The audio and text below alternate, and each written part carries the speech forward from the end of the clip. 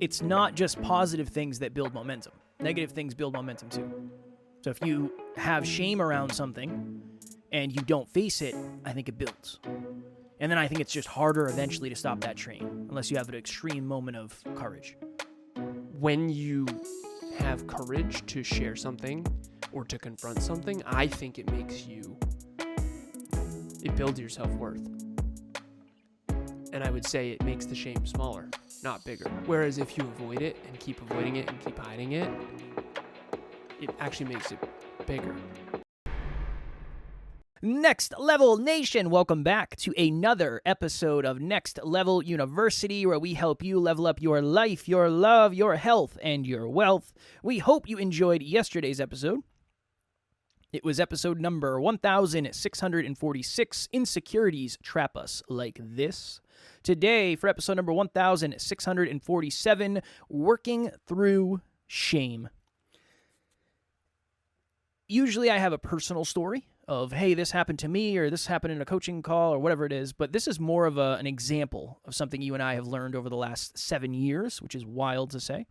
We have had many amazing humans come into the community and either work with us one-on-one, or go through group coaching, or attend an event, or download the course, whatever it is. Email us, have a conversation on social media, and then they ghost us. And they won't answer our messages when we say, I do it all the time. If you're listening, whether you're watching or listening, you've probably gotten a message from me saying, hey, how is everything? Or, hey, long time no talk, what's new? Hey, how are you? And some people are very responsive to that. But what I've noticed, and you and I have talked about this, is when somebody starts to ghost us, the ghosting gets worse and worse and worse until I think there's some sort of thing that happens in their life, and then they reach back out. And I think it's shame. I have so many examples of this. Great example. There is somebody who paid me $1,000 2 years ago. They sent me $1,000 because they wanted to do all this podcasting stuff. We had 2 calls or 3 calls. Then they ghosted me for a year. Then they messaged me on WhatsApp and said, Merry Christmas, Kev. And I was like, oh, cool, this person's back. I said, Merry Christmas back to you. I hope it's amazing. I hope the holiday seasons are going really well. Just an FYI, I still have your money from when you wanted to start a podcast. Do you still want to start your podcast? And they said, yeah, absolutely. Let's set up a call. Set up a call. Did the call. Then they ghosted me again. And I haven't heard from them now in probably 8 months. So what's underneath that is I think we all have avoidance tendencies with certain things that we're ashamed of. And what we do is we avoid, and then we're ashamed that we're avoiding. That's what happens. I think you get into a cycle of shame is something very interesting where if you don't face it right away, so think of it this way, it gets bigger. Guilt is I did something wrong and I feel badly about it. Shame is I am bad. It's something about me, not something about something I did. It's something about me, maybe at the character level. I think it compounds. So it's not only did I potentially do something I'm ashamed of, but now I'm not facing the thing that I'm ashamed of, so it's just perpetuating. And it's becoming a cycle, and it's becoming a cycle, and it's becoming a cycle. And you and I, or I'll speak for myself, I remember this was probably 2019. I think this was right before COVID. This was right before COVID. We did a live event. Mm-hmm. And I remember this was at Taryn and I's old apartment. We had when I first moved in with her, she had a 1-bedroom apartment. And I remember we were sitting in the bedroom and she said, how are the ticket sales going for the event? And I said, I don't even know. Not even sure. Couldn't even tell you. And I think at the time we had 2 tickets sold and we were in trouble. And I think either right after that or later that night. It's good perspective because we have, 45 to 50 right now. Yeah. Compared to, Yeah. So things have changed in the positive direction, which is good. Yeah. For sure. I don't know if it was if it was right in that moment or later that night, but I went and told her. I said, hey, I kind of lied earlier, and I want to be as truthful as I can. I think we have 3 tickets sold. And I'm ashamed that I lied. But under that is I was embarrassed. I was embarrassed that you would think less of me. I was embarrassed that you wouldn't believe in me. I was embarrassed that you would think I was a failure. I was just embarrassed. I would rather face the shame in the moment than the embarrassment, until the shame got to a point where I was like, I don't want that to be. I don't want that to be the way this goes. So then I work through it. But imagine if I didn't work through that. I'd still probably have shame about that every time she asks, like, hey, how's group coaching going? Yep. Oh, I couldn't even tell you. I don't even know. Or how's the business going? I'm not even really sure about that. So it's just an example of, if you don't stop shame, I think it gets harder and harder and harder to look in the mirror, because then you just make excuses for why you don't want to face it. And again, I'm as guilty of that as anybody. So I often say this when I am in workshops or speeches or trainings. I'll say the best part about coaching, I've said this on this podcast too, the best part about coaching so many people is that you realize that it's not a you problem, it's a people problem. It's an everyone problem. This is an everyone problem. And when I say this, what I in particular mean, there's no one I've ever met who is not avoiding something. So people will say, oh, I'm a procrastinator. I struggle with procrastination. First of all, every human I've ever met procrastinates in at least one area. Okay, so we have a CPA. My CPA's name is Erin. She'll email me. Hey, you got to fill this out for the taxes, blah, blah, blah. I avoid that email like the plague. It's nothing to do with Erin. No. I don't want to deal with it, right? I'm overwhelmed. I'm busy, blah, blah, blah. I think CPAs must have a really hard time, because I guarantee you they get ghosted way more than you do on the podcast production front. Like that person who paid and then is ghosting you. What Kevin and I have come to realize over this 7-year journey with listeners, they're not ghosting you. They're not ghosting me. Because I'll use one example privately, anonymously. There was this one person that we were 10 out of 10 rapport with. It was unbelievable. We had a great relationship. We love this person. This person loves us. Great. Awesome. All of a sudden started ghosting us. And Kevin and I are like, well, what had happened? I don't understand. We had such a great relationship. Now she's not answering either one of us. I don't get it. Years went by. It was like 1.5 years, 2 years. Yeah. It was 2 years. And then she reaches out. She's our biggest fan. She's like, I've been listening to the show. I love the show. And then she ended up coaching. She did group coaching. No, she didn't do group coaching. She ended up doing one-on-one coaching with me. And I coached this person for at least a year, regularly. And the whole time, Kevin and I thought she hated us. And the truth of the matter is, and now what we do is we playfully will say, that person hates us. But then I say, I said this to you yesterday. I said, they don't hate us. They just are going through whatever, X, Y, Z. I think we have become, and I'm grateful for this, we have branded ourselves as self-improvement. And I've had clients behind the scenes tell me, this client will know who I'm talking about. This person listens to the show every day, so shout out to you if you're listening. She said, I don't want to listen to the show when I'm jeffing. Of course.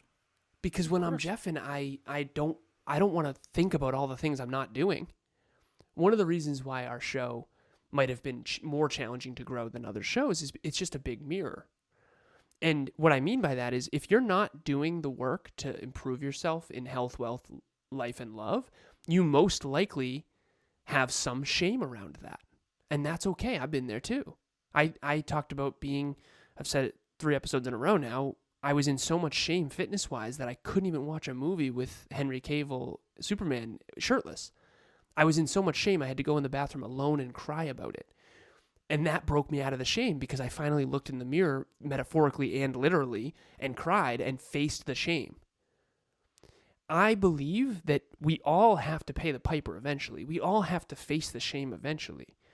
And you can, in internal family systems, it's a modality of therapy, they call it an exile. You basically have this part of you that you just exile, and it's deep beneath the surface that you try to keep it down.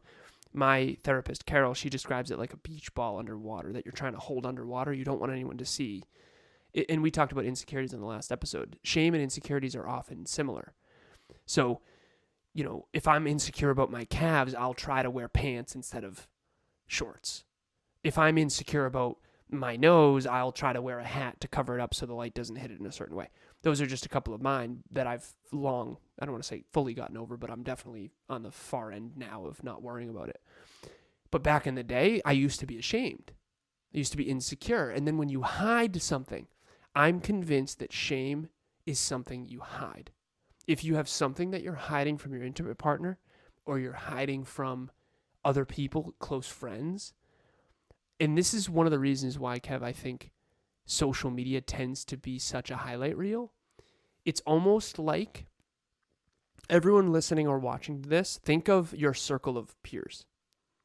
This is called Dunbar's number. Apparently there's 5, 15, and then it's like 50 and then 150. There's a lot of science underneath it, but essentially, and I might have butchered the numbers, but essentially you have circles of network. So you have your closest peers. So Kev, you have like your 5. So you got me, Matt, Taryn. I don't know who else would be in that, to be honest with you. Probably some of the team members or whatever. Yeah. Okay. Then you've got your 15, which is the NLU team and a couple of your clients or whatever. Okay. And then you and Taryn's close friends. Then you've got the 50. And the 50 is the people coming to Next Level Live. And then you've got your 150, which is like the network. Okay. Now, when it comes to shame, how much are you hiding from the 150? There's a correlation between how ashamed you are and how much. That's why when you shared on the podcast that you had been addicted to porn in the past, I was so blown away. And Kevin and I went to the bathroom and I said, dude, that was amazing. That took so much courage. And the reason why is because back then I was by no means addicted, but I was still partaking. And I since have not for 3 or 4 years now. But the point is that back then I remember thinking, I don't know if I would share that. I don't know if I would even share that I use it, never mind addicted. And so I was blown away. But of course I'm blown away because I had shame. I didn't know it. It's like a couple times a week, not a big deal, blah, blah, blah. Story to tell myself that I'm not ashamed, when deep down I actually am ashamed. And the reason why I saw you as courageous is because you had the courage to do what I wouldn't. Because you shared something that I wouldn't. And so it's this interesting thing of the amount of shame that you have, I think, is correlated to how much you're hiding. How much are you hiding your bank account? How much are you hiding your physique? How much are you hiding your calves or your nose? How much are you hiding your porn habit? How much are you hiding your drinking habit? Hiding and shame, I'm convinced, are super correlated, and I guarantee you there's some research under that I probably couldn't quote. Hello, NLU listener. Thank you, as always, for listening to Next Level University. Real quick, I just want to jump in and let you know about the Next Level Dreamliner. This is a journal that I use every single day. Achieve your dreams 90 days at a time. It breaks down your dreams into goals, milestones, and daily habits. We hope you enjoy it. The link will be in the show notes. Well, I think we're deeply afraid that people are going to look at us differently. We're going to lose our reputation. We're going to lose the view that somebody else has of us.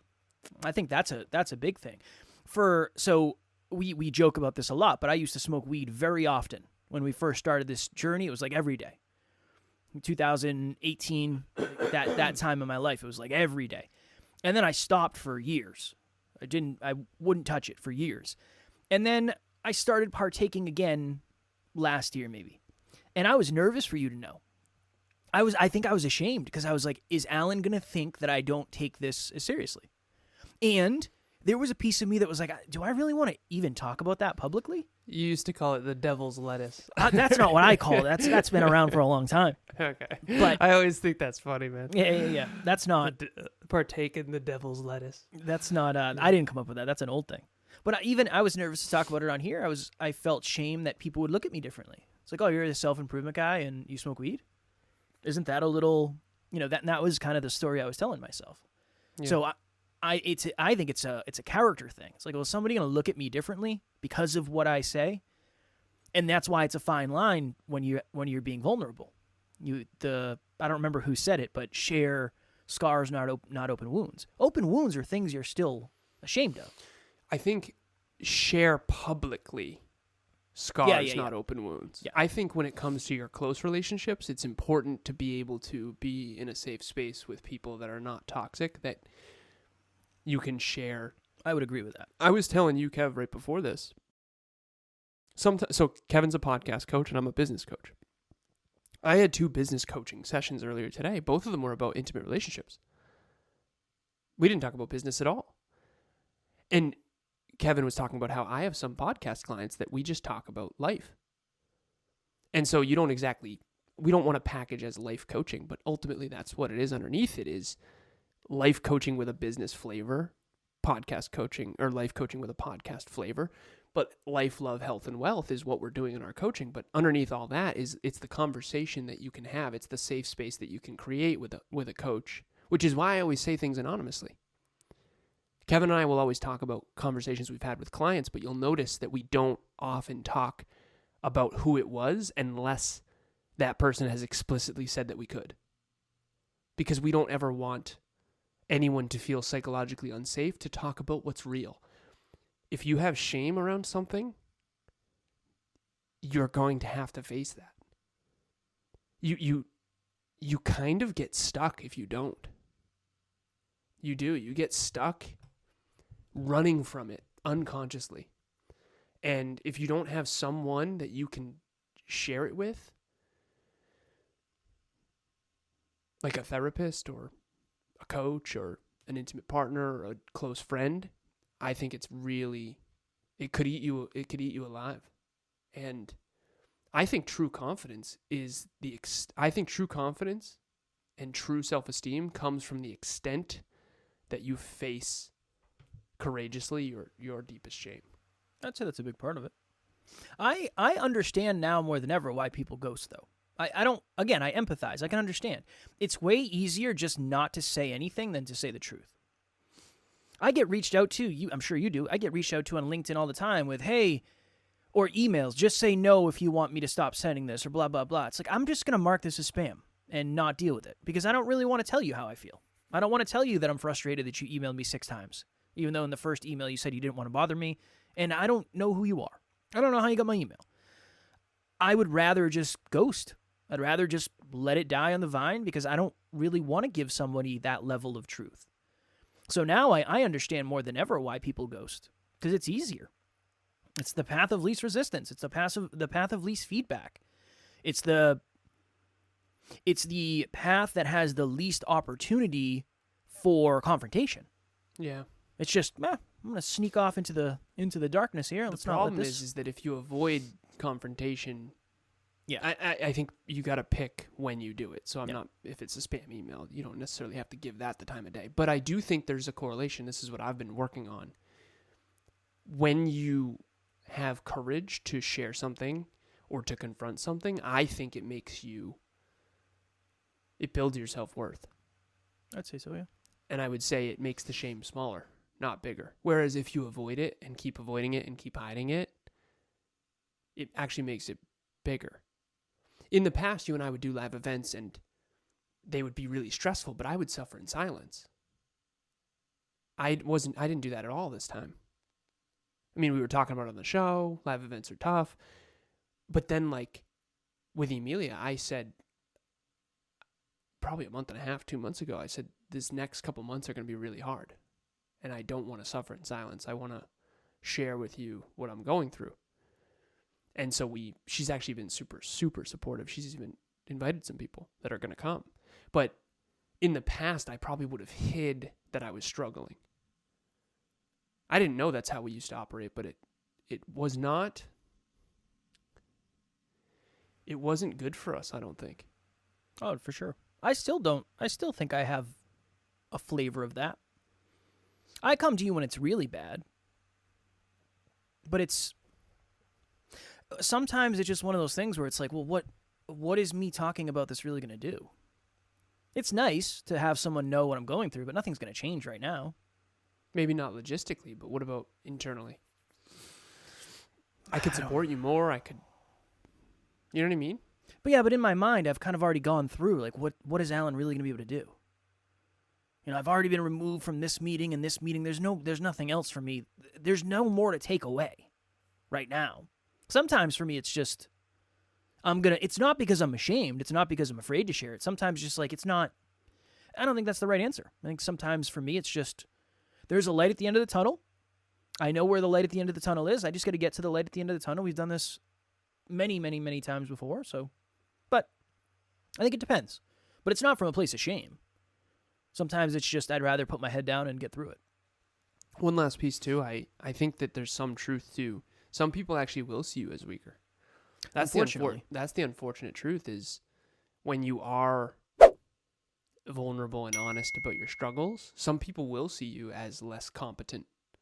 When in reality, it's definitely the opposite, because I've coached some of the most competent people, quote unquote, in the world. And I've coached some of the seemingly weak and vulnerable. And I'm telling you, in the real world, when social media is not the focus, it's like the real behind the scenes life. It's the people that, I'm thinking of someone right now who's just unbelievably strong, but she's often seen as struggle bussing. She's often on the struggle bus. She just doesn't hide it like she used to. And believe it or not, she's actually way more confident and fulfilled than she's ever been. I actually think in a large part, that's what the growth journey actually is. You became more confident as you shared more and more how unconfident you are. Isn't that so interesting? Well, it's because then you don't feel like you're hiding anything. I'm not hiding. I don't have to pretend to show up in a certain way that I don't feel like I am, because I think that creates more insecurity. Like, what if someone finds out? What if someone finds out I'm not as confident? Or what if someone finds out I forgot what I was going to say there? Where I'll just say, I don't know, I lost it. It was there, now it's gone. I just think that's an understanding of most of the mistakes you make, people just don't care about. They don't matter that much. If I forget what I'm going to say on an episode, that doesn't matter at all. In the grand scheme of things, it doesn't matter at all. It's not that big of a deal. So, but that's been a very, very, very long journey. And you and I have done this so many times where now it's just normal to talk about whatever. I had that happen on an episode recently. I was in flow. I was going. Boom, boom, boom. You ever do that thing, Kev, where you're like, 3 things. Oh, of course. Careful. You're coming up with a third one when you're on the second. You're like, shit, I only have 2 things. Make one up. No, I did that with 2 things, and it was when I was on my Dayquil action, trying to get over my illness, and I was just not there. My cognitive function wasn't there. And I got through one thing, and then I got to the second one. Nothing. Dude, nothing. And it was long pause, too. Like, oh, yeah, you'll think of it. No, I'm not going to think of it. I didn't end up thinking of it. I just came up with something else. That happened today when I was talking about, I always forget the word confrontation. For some reason, I can never remember the word. And I did something where I said literally on this episode, it does blank and it does blank. And then I was thinking of I want to say the thing about confrontation, but I don't know if I'm going to remember the word in time. So I just started, and then it came to me in time. But it's a risky game. It is a risky game. No one would have ever known that, though. No, but I would.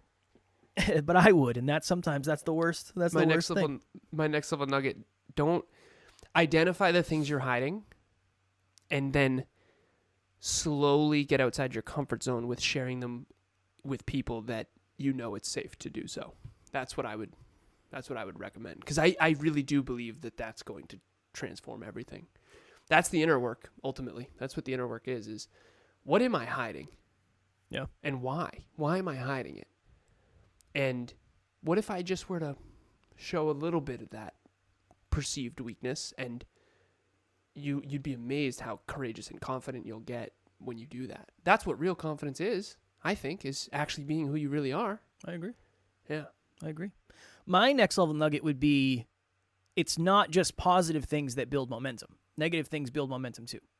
So if you have shame around something and you don't face it, I think it builds. And then I think it's just harder eventually to stop that train unless you have an extreme moment of courage. So that would be my next level nugget. If you have not yet got your ticket, whether it's virtual or in person, to Next Level Live, this episode is dropping on Wednesday. So Thursday, Friday, we have 2 days, I guess 3 days before you could get your ticket on Saturday. If it's virtual, in person might make it a little bit challenging. But if you are interested, please check out the website. If it allows you to purchase one, that means there's tickets left. You can also reach out to Alan or myself if you have any questions, and we can answer them. We'd love to see you in person or virtual. Super excited. It's almost here. The day is here. If you have not done so yet, please identify, find us on social media, Instagram, Facebook, LinkedIn. We would love to meet you. DM us. Say, hey, I loved episode XYZ. I love when you talk about XYZ. Hey, I'm a listener. My name's... Just introduce yourself. Hey, I'm a listener. My name's Alan. I just wanted to let you know because you said it on the episode. Point of that, Kevin and I want to build a community of people where it's no bullies, everyone's into self-improvement, and everyone wants to see everyone else flourish in their own unique way. And there's no bullies allowed. So we love This is great. to connect with our listeners. Yeah, it's a real good monologue. We love to connect with our listeners. It's safe to be imperfect. It's safe to be growth-oriented. It's safe to have dreams and goals, even if they're not big. And that's what we want to create. So we want to create a community, and the only way to do that is to get to know each of you. So please reach out. Instagram, Facebook, LinkedIn. You can email us. All the stuff will be in the show notes. Tomorrow, for episode number 1648, the worst advice we've ever gotten for rejection. That's all I'm going to leave you with. Nice. Yeah. As always, we love you. We appreciate you. Grateful for each and every one of you. And at NLU, we do not have fans. We have family. We will talk to you all tomorrow. Don't get stuck in shame. Next Level Nation.